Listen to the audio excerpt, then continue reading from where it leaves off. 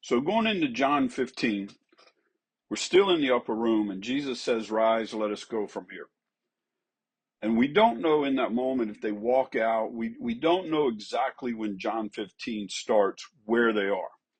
So we don't know if he's taking a walk. We don't know if he's going through town. But we do know this, right? Everything for the apostles are changing. The 11 now have been with him in the upper room. They've been with him for 3 years. They've talked with him. They've eaten with him, listened to him. They had questions. They asked. They watched him. They were there. And now we know that Jesus has told them he's leaving.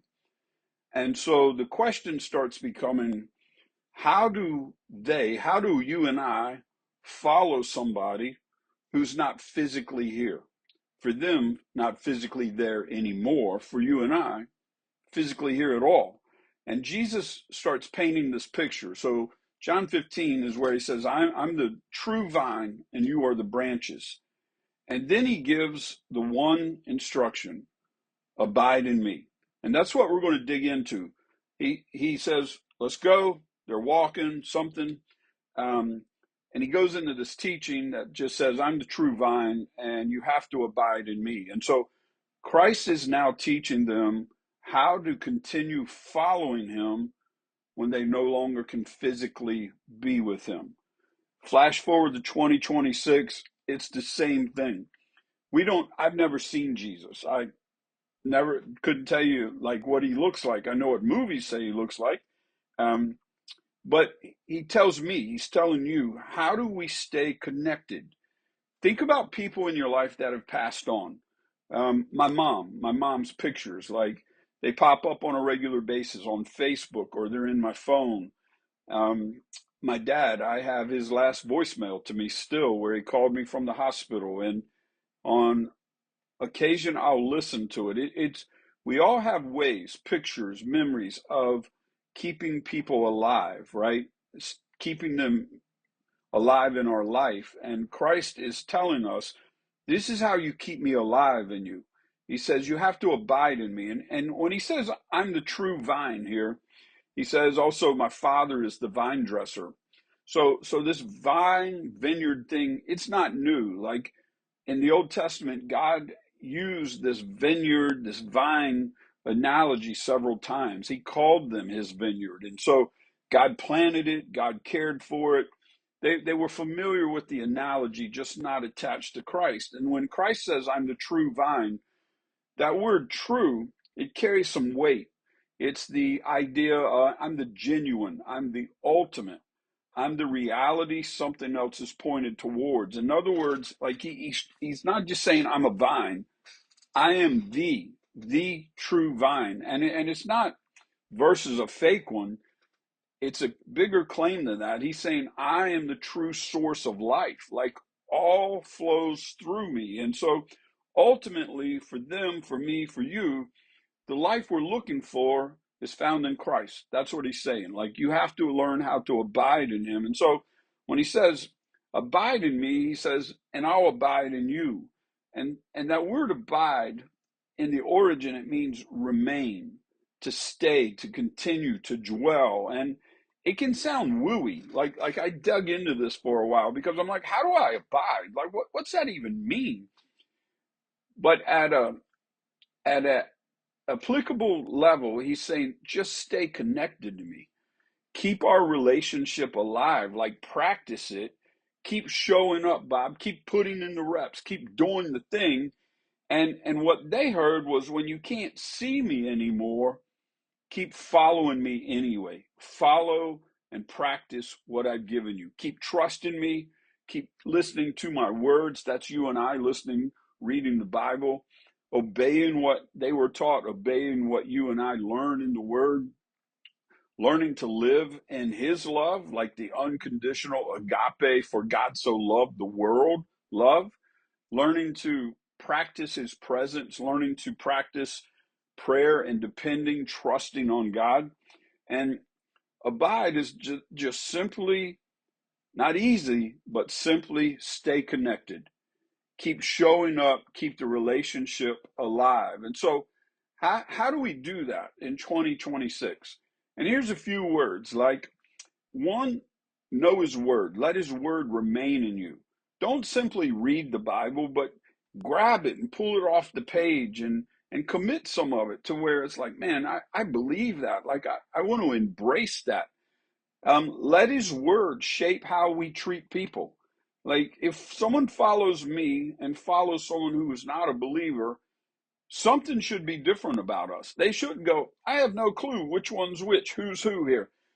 Success should come through the filter, the metrics of the Bible. Like, it shouldn't just be pile up toys. It should be significance and impact and money, how we respond to hurt and enemies and unforgiveness and bitterness and those things, even how we see ourselves, like in light of heaven and earth. Like, so we have to stay in a conversation. We have to stay in a learning mode, learning to talk to him, which ideally we call it prayer. But I think so often we treat prayer as a Christmas list, like, hey, God, this. But do you practice listening? Do you practice space?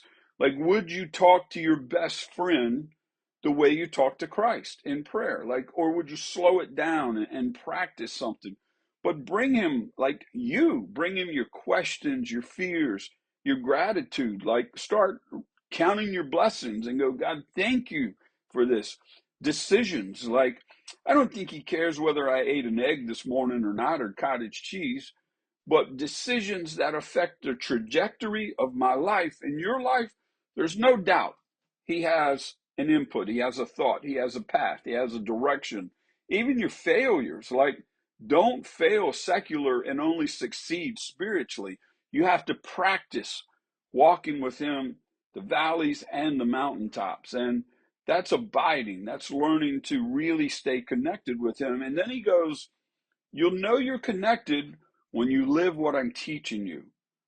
You don't just stay with him when you feel like it.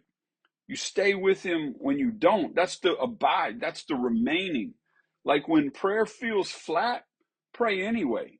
Like, prayer's not a feeling. Like, I don't talk to Sean and go, whoa, I had a crazy feeling. I'll keep talking. We practice, right?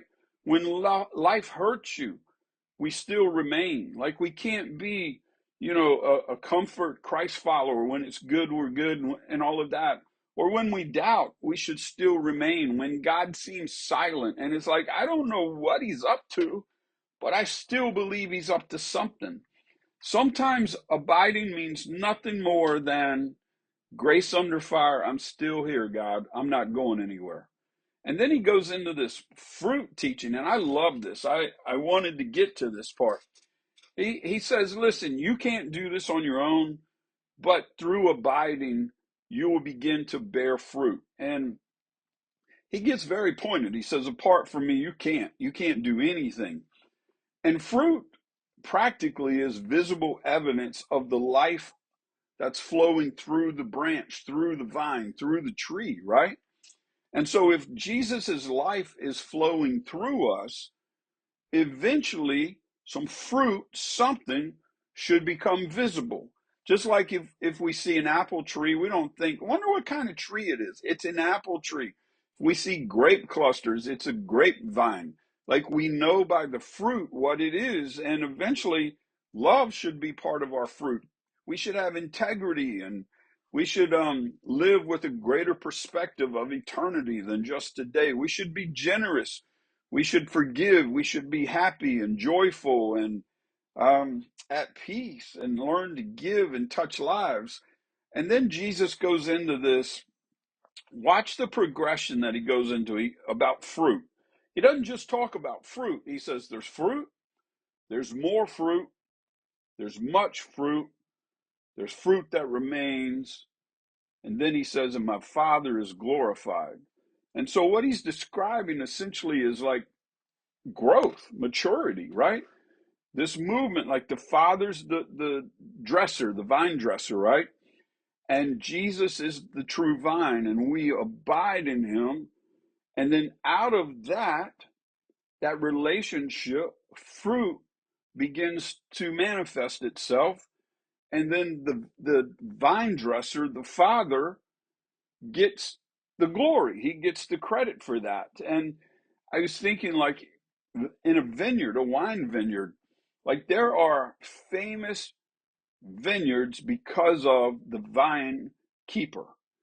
Like it'll be, oh, so and so works this vineyard, and that makes the grapes like OMG, that's amazing. And it's because the dresser, the vine dresser, knows what he's doing to produce that fruit. And it's the same with the Father.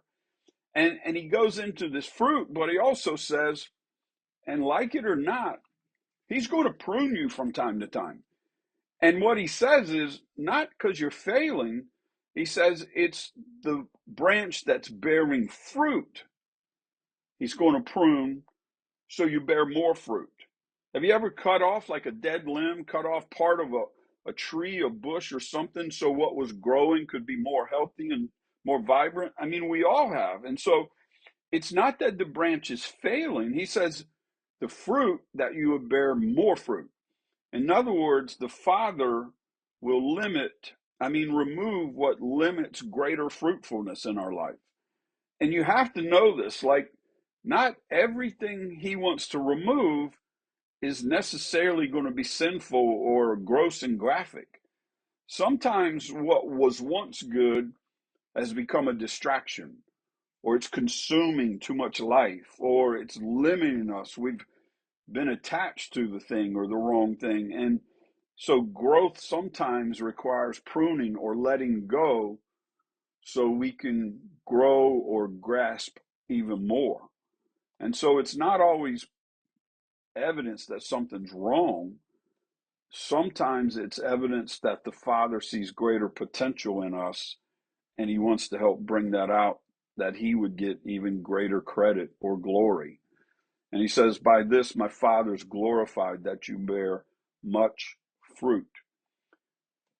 Fruit, more fruit, much fruit. The Father gets glory, he gets credit when we bear much, a lot of fruit.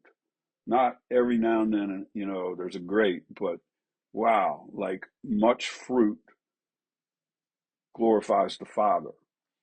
And so he connects this much fruit to the Father's glory. And essentially, it would say to us that a transformed life points beyond itself.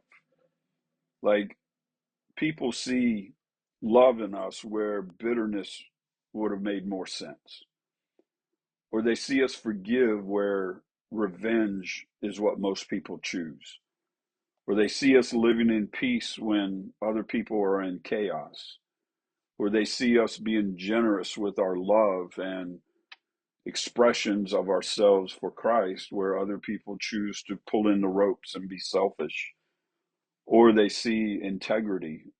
But have you ever been like, how do you forgive somebody for it? How do you get over that? And it's because like we're bearing fruit that doesn't always make sense, but eventually when we're bearing not fruit, not more fruit, but much fruit, eventually someone's going to go, how'd you do that? Like, I couldn't do that. Like, I don't know how to do that.